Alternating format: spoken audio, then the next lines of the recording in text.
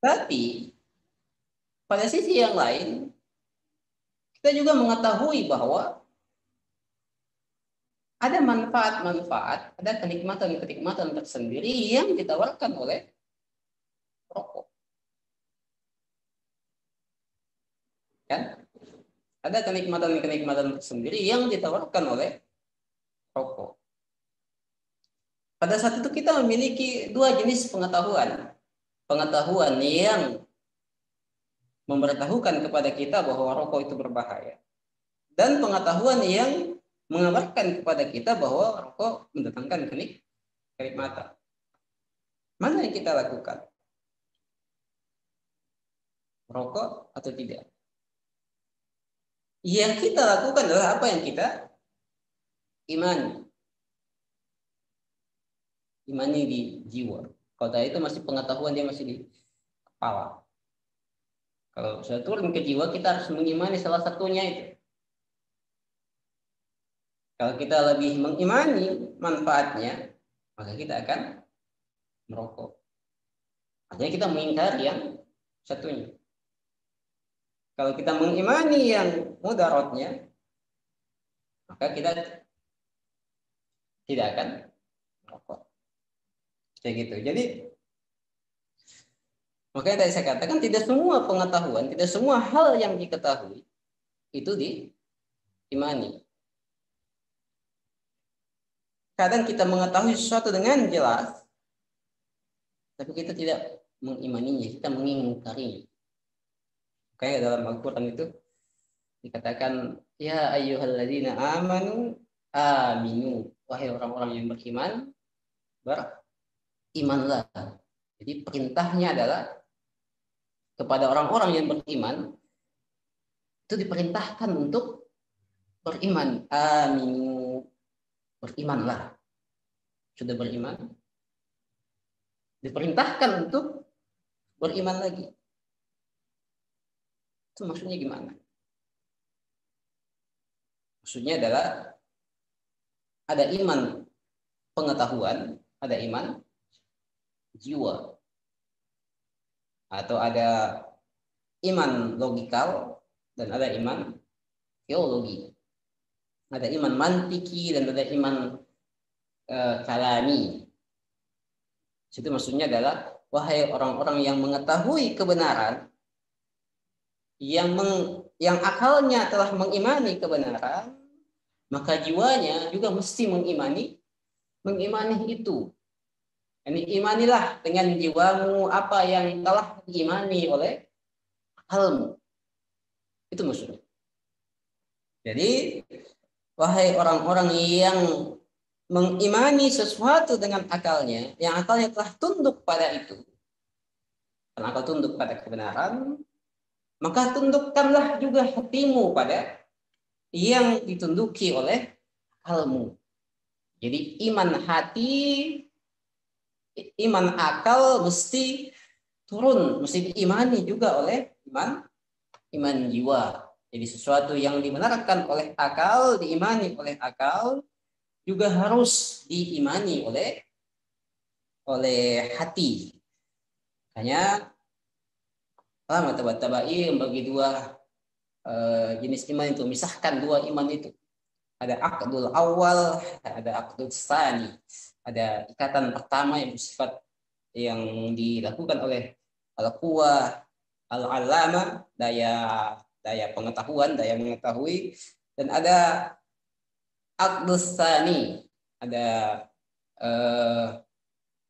ikatan yang kedua yang dilakukan oleh daya amalah. Jadi iman hati itu masuk pada kategori perbuatan, sementara iman akal itu masuk di kategori pengetahuan.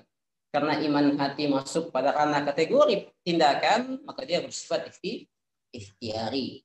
Jadi manusia bisa mengimani apa yang diimani oleh akalnya juga bisa mengingkarinya. Oleh karena itu, iman akal atau pengetahuan, nanti kita akan sebut sebagai, atau muladzalah menyebutnya sebagai tasdik mantiki, kita akan bahas lebih jauh itu. Iman akal itu bisa juga bergabung dengan pengingkaran hati. Gitu. Jadi sesuatu yang kita ketahui secara akal ternyata bisa diingkari oleh hati kita. Karena dua jenis iman di situ. Nah, muladzalah dan alamat tabai itu berbeda pandangan tentang iman. Kalau muladzalah dia meyakini bahwa iman itu adalah tasdik logikal atau masuk pada kategori pengetahuan, tasdik yakini. Dari sini ibaratnya mungkin. Saya baca saja.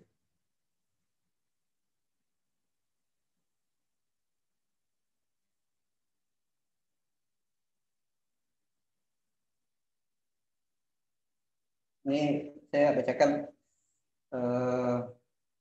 iman menurut muladzalah. Ada di Asfar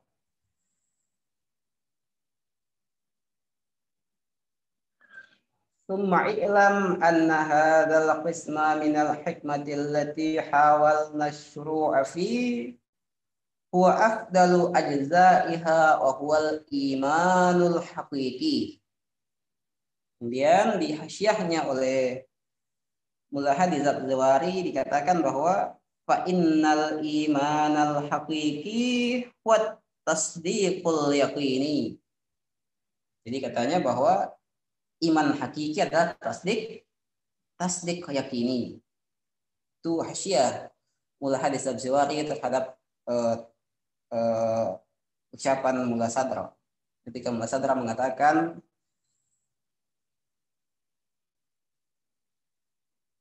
wa huwal imanul haqiqi billahi wa ayatihi wal yaumil akhir.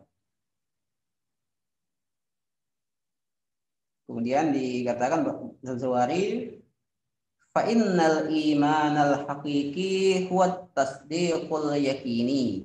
Jadi tasdik yakini. Itu menurut muladzalah. Jadi iman dalam pandangan muladzalah adalah tasdik yakini. Tasdik arti masuk pada pengetahuan. Makanya kalau Al-Farabi itu menyebut tasdik, yakni fahmu sidqil qadiyah. Tasdik itu. Tasdik adalah pahaman terhadap kebenaran proposisi. Jadi kita mengetahui bahwa proposisi itu benar. Kita meyakini bahwa proposisi itu benar. Itu disebut dengan tasdik, masuk pada wilayah pengetahuan. Cuman kata muladzalah bukan sekedar tasdik. Jadi iman itu bukan sekedar tasdik, bukan sekedar meyakini sesuatu. Karena tasdik juga nanti kan ada banyak levelnya, ada tasdik definitif, ada tasdik asumtif, tasdik asumtif terbagi dua, ada yang bersifat subjektif dan ada yang objektif. Kemudian tasdik definitif juga ada banyak macamnya. Ada jahil murakkab, ada tasdik definitif yang dilandasi oleh taklid dan semacamnya. Nah, menurut muladzalah yang dimaksud dengan iman hakiki adalah tasdik yakini, yakin bil makna khas, yaitu tasdikun jazimun mutabikun lil waqi' an dalilin, yaitu tasdik yang definitif. Jadi dia bukan asumtif. Jadi ada empat. Ada empat rukunnya tasdik yakini itu, tasdik logikal itu.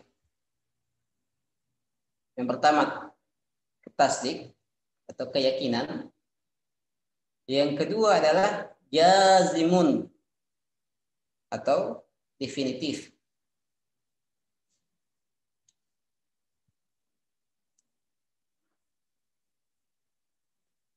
Definitif di sini berhadapan dengan asumtif. Jadi kita menduga bahwa benar misalnya. Tapi kalau tasdik sepenuhnya yakin. Kalau jazim sepenuhnya.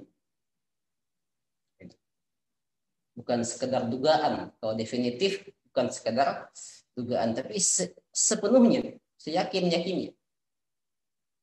Kemudian yang ketiga adalah mutabiqun lil waqi', dia objektif. Tasdik definitif, objektif, koresponden dengan realitas. Yang keempat adalah an dalilin, argumentatif. Tasdik definitif yang tidak sesuai dengan realitas atau non objektif nanti disebut dengan jahil murakkab. Jadi jahil murakkab itu juga adalah ilmu tasdiqi, bahkan tasdik definitif. Tapi dia tidak sesuai dengan realitas. Kemudian ada juga tasdik definitif yang sesuai dengan realitas tapi non argumentatif. Dia bersifat dogmatis. Ini disebut dengan taklid. Nah, para filosof Muslim dan para logikawan, epistemolog dan sebagainya, tujuan mereka adalah untuk sampai pada jenis tasdik ini yang disebut Mullah Sadra sebagai iman hakiki, yaitu tasdik yang diyakini seyakin-yakinnya, objektif sesuai dengan realitas dan berdasarkan argumentasi. Itu. Kita ingin sampai pada itu. Nanti juga akan dijelaskan di bab-bab selanjutnya.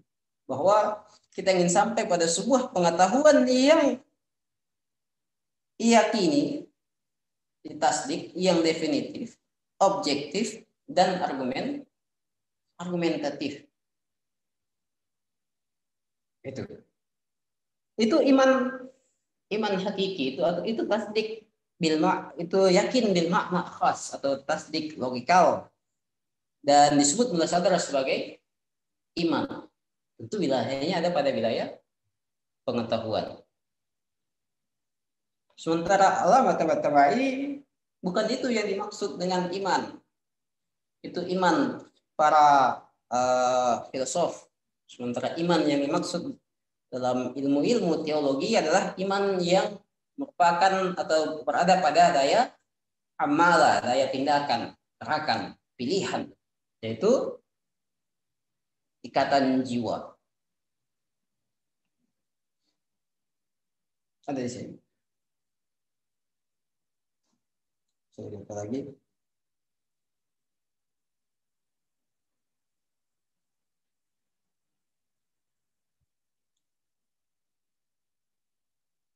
Di sini Allamah Tabatabai mengkritik Mullah Sadra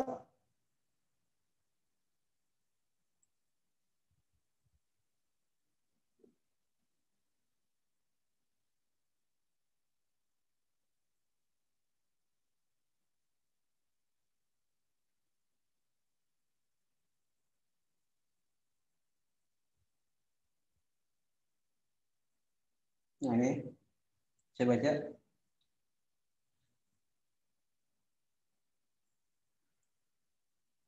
Wa min huna yadhharu butlanu ma qila. Dari sini jelaslah kekeliruan yang dikatakan maqila di situ yang dimaksud adalah Mullah Sadra. Maqila annal imana huwa mujarradul ilmi wat tasdiqi. Yang dikatakan bahwa sesungguhnya iman adalah ilmu tasdiqi. Wadzalika, hal ini dikarenakan lima marra bagaimana yang telah berlalu annal ilma bahwa pengetahuan, bahkan pengetahuan tasdiki, definitif, objektif, argumentatif, bahwa pengetahuan rubbama yujami'ul kufra. Dia kadang bersama dengan pengingkaran atau kekafiran. Jadi pengetahuan itu tidak selamanya selaras dengan keimanan jiwa. Gitu. Dia kadang juga berkumpul dengan pengingkaran, di mana kita mengingkari apa yang telah diimani oleh pengetahuan kita. Makanya ada dua jenis iman sebenarnya di sini. Ada iman, tadi saya katakan ada iman akal, iman pengetahuan, dan ada iman jiwa. Yang bernilai adalah iman jiwa, karena iman jiwa itulah nantinya yang akan turun pada wilayah tindakan dan gerak. Sementara apa yang diketahui, makanya kalau kita lihat itu, mengapa banyak orang yang tidak melakukan apa yang diketahuinya, tindakannya tidak selaras dengan pengetahuannya. Nah, ada jarak, ada sesuatu di tengah yang hilang di situ, yaitu iman. Jadi iman adalah perantara antara pengetahuan dengan tindakan. Jika pengetahuan ini diimani, maka niscaya dia akan dihilangkan. Nah, walhasil dengan epistemologi, mungkin dengan epistemologi yang benar, dengan raca kebenaran yang benar, memungkinkan bagi kita untuk beroleh pengetahuan yang objektif, rasional, dan argumentatif.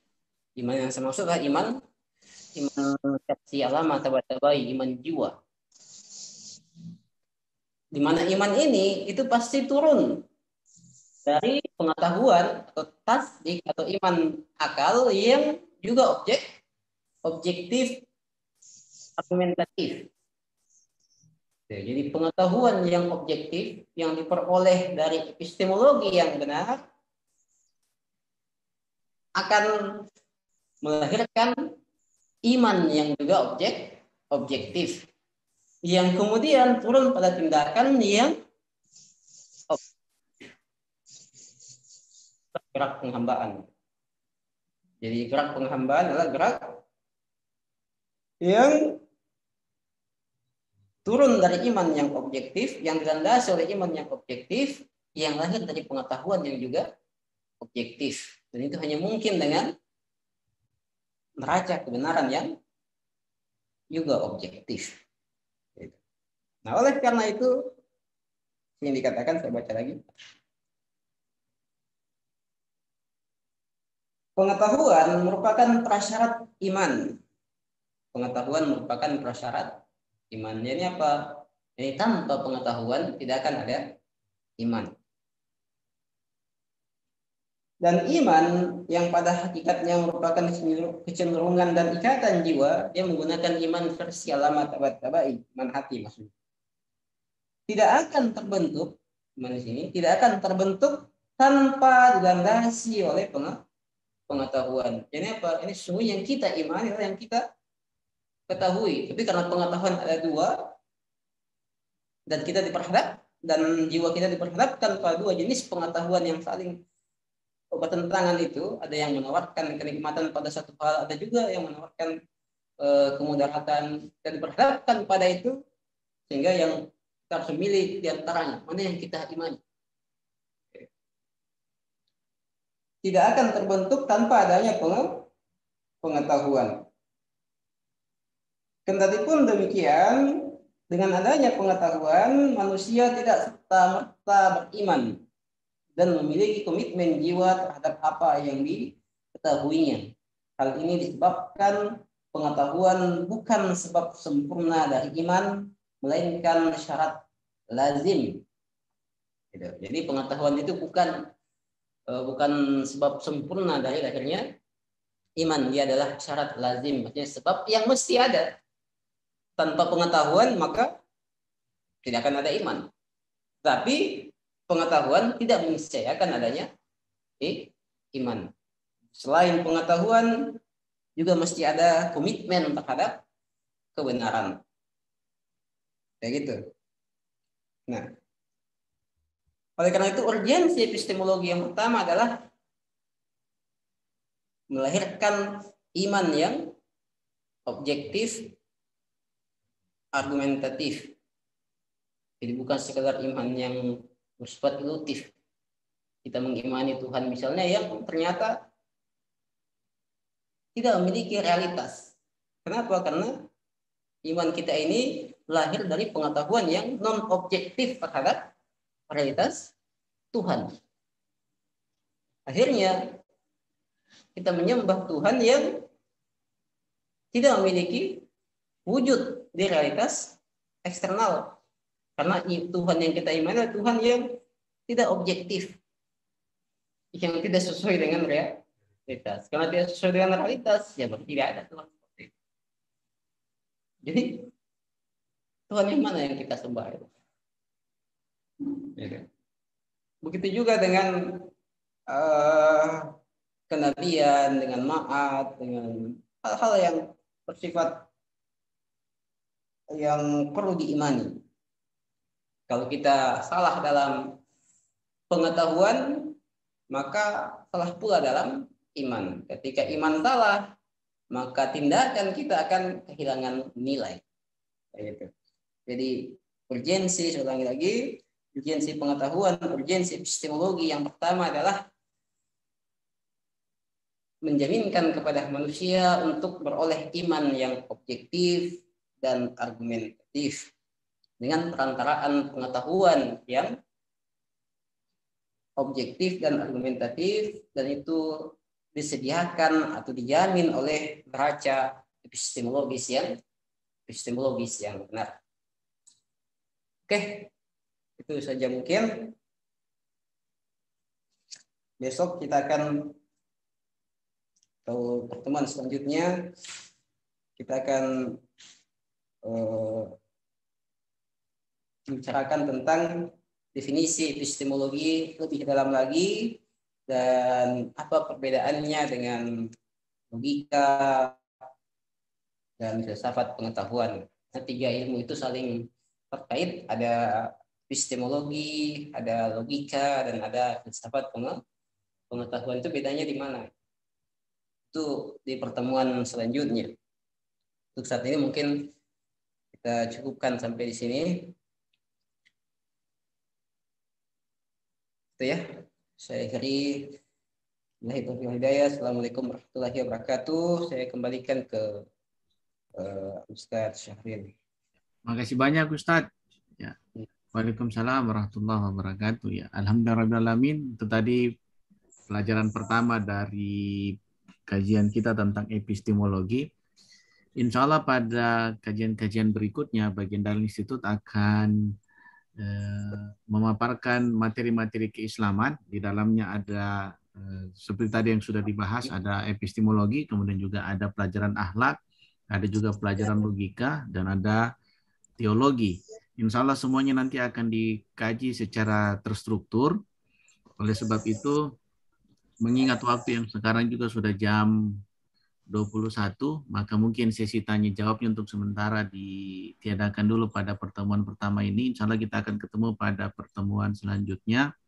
Terima kasih banyak kepada Ustadz Alfid yang sudah memaparkan pelajaran pertama dari epistemologi ini. Begitu juga terima kasih banyak kepada para peserta yang sudah mengikuti baik melalui Zoom ataupun melalui akun fanpage,